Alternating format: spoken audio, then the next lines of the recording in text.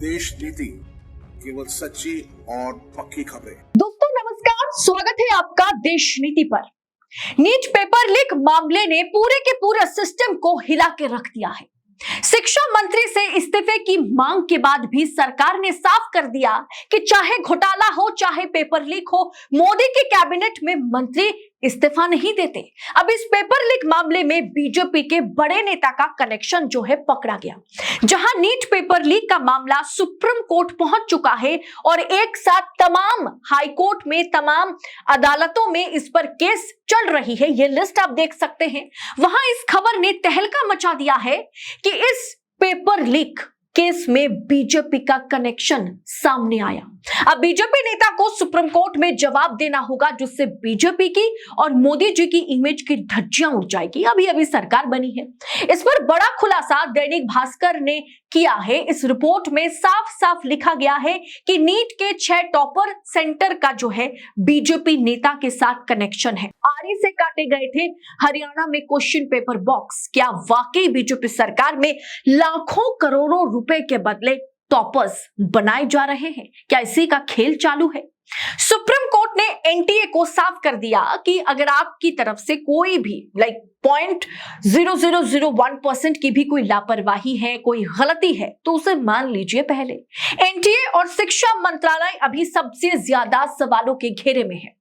RTI activist Kunal Shukla ने यह सवाल उठाया कि एनटीए का घोटालेबाज चेयरमैन कभी एबीवीपी का पदाधिकारी हुआ करता था और सारे के सारे घोटालों में कहीं ना कहीं उनका कनेक्शन है, जो कि अभी एनटीए का आप कह सकते हैं पदाधिकारी है, जो मेन ओनर है। कांग्रेस के शासनकाल में छत्तीसगढ़ में पीएससी में हुआ कथित घोटाला युवाओं के लिए एक बड़ा मुद्दा था।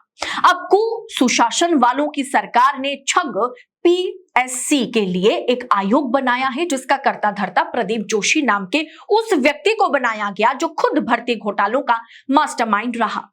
मध्य प्रदेश के प्रोफेसर भर्ती घोटाले का मास्टरमाइंड प्रदीप जोशी ही था, जहां 350 प्रोफेसरों की नियुक्ति में 54 प्रोफेसरों की नियुक्ति मानकों पे खड़ी नहीं थी। इसका आरोप जोशी पर लगा था, प्रदीप जोशी पर। आज प्रदीप जोशी नाम का यह शख्स उस एनटीए की भी प्रमुख है, एनटीए का प्रमुख है, जिसने हाल ही में नीट एग्जाम में धांधली कर 24 लाख प्रतियोगियों का भविष्य अंधकार में डाल दिया है। छत्तीसगढ़ में चर्चाओं का बाजार इस तरह से गर्म है कि प्रदीप जोशी को पीएससी में आयोग बनाकर कुर्सी पर प्रदेश के अघोषित मुख्यमंत्री ओपी चौधरी ने भर्ती घोटालों को अंजाम देने के लिए बैठाया था।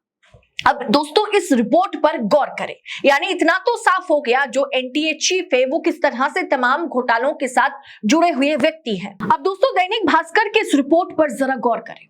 नीट के 6 टॉपर हैं, सभी के सभी जो है 720 में से 720 नंबर पाए हैं। सभी का एक ही सेंटर रहा, हरियाणा के बहादुरगढ़ का Hardayal public school.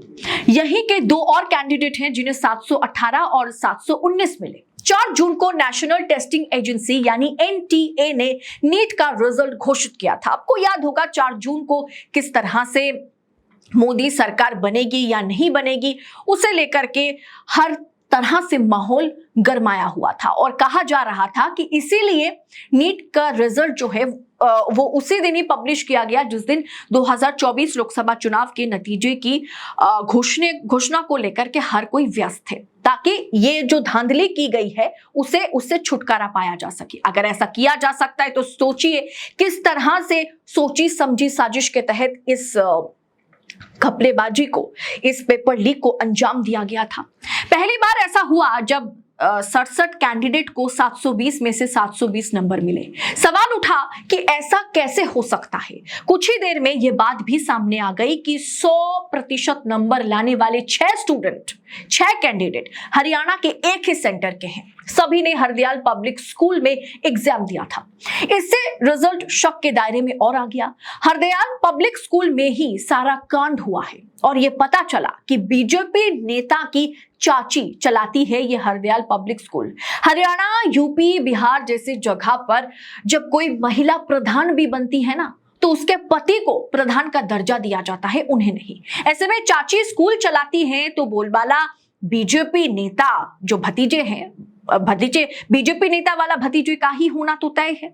Hardayal public school BJP नेता और भारतीय जनता पार्टी के युवा मोर्चा के झज्जर डिस्ट्रिक्ट प्रेसिडेंट शेखर यादव के परिवार का ही है। शेखर यादव की फेसबुक प्रोफाइल पर उन्होंने लिखा कि वे हरदयाल पब्लिक स्कूल में काम करते हैं। दैनिक भास्कर से बातचीत करते हुए शेखर यादव कहते हैं, मेरे स्कूल में कोई रोल नहीं है, मेरे स्कूल का इसमें कोई रोल नहीं है, मैं दूसरे बिजनेस देखता हूँ। स्कूल का काम पहले मेरे पिता देखते थे, अब उसकी जिम्मेदारी चाची अनुराधा यादव के पास है, मुझे कुछ नहीं पता। दोस्तों, इस मुद्दे पर राजनीति नहीं, सिर्फ एक्शन होनी चाहिए, एक्शन लेने की आवश्यकता है। मामला सुप्रीम कोर्ट में है, लेकिन सवाल उठता है कि क्या सही तरीके से और निष्पक्ष तरीके से जांच होगी भी या नहीं, क्योंकि आज सुप्रीम कोर्ट पर कहीं ना कहीं जनता का भरोसा समय समय पर कुछ फैसलों के चलते डगमगाया हुआ है। अब ऐसे में यहां पर भारतीय जनता पार्टी के जो युवा मोर्चा है उसके प्रेसिडेंट का कनेक्शन होना और उनके पिता पहले वो स्कूल चलाते थे जहां इतना बड़ा घोटाला हुआ, इतने बड़े घोटाले को अंजाम दिया गया, आरई से क्वेश्चन पेपर बॉक्स को काटा गया और एक ही सेंटर से इतने सारे टॉपर्स। क्या वाकई कुछ और खेल चल रहा है? क्या करोड़ों रुपए लेके डबल इंजन की सरकार, या आप कह सकते हैं डबल इंजन की सरकार के छत्र छाया में उनके ही नेता, उनके ही तमाम तरह के कैडर के लोग जो हैं इस तरह के घोटाले को अंजाम दे रहे हैं? क्या वाकई शिक्षा मंत्री इस्तीफा देंगे? क्या supreme court, CJI, DY Chandrachud की पीठ वाकई कुछ ऐसा फैसला सुनाएगा जो कहीं ना कहीं मोदी की सत्ता को भी, सरकार को भी हिला सकता है? आपको क्या लगता है इस पूरे खेल को आप किस तरह से देखते हैं? क्या आप मानते हैं कि शिक्षा के नाम पर सिर्फ और सिर्फ धांधली, सिर्फ और सिर्फ घपलेबाजी, सिर्फ और सिर्फ घोटाले को ही इस देश में सरकार अंजाम दे रही है? अगर हाँ, तो इस वीडियो को दबा करके शेयर करें, अगर ना तो भी आप कमेंट बॉक्स में क्या सोच रखते हैं इस पर जरूर लिखिएगा। फिलहाल इस रिपोर्ट में इतना ही। देश नीति आप तक ऐसी खबरें बेबाक और बेखौफ होकर पहुंचा सके, सत्ता से सवाल पूछ सके, इसके लिए हमें आपकी मदद की, आपकी सहयोगिता की सबसे ज्यादा जरूरत है। देश नीति को सब्सक्राइब जरूर कीजिएगा। ऐसी खबरें पाने के लिए थैंक्स ऑप्शन का भी आप इस्तेमाल कर सकते हैं। इसके जरिए आप देश नीति को आर्थिक तौर पर मदद भी कर पाएंगे। बहुत बहुत शुक्रिया। जय हिंद, जय भारत।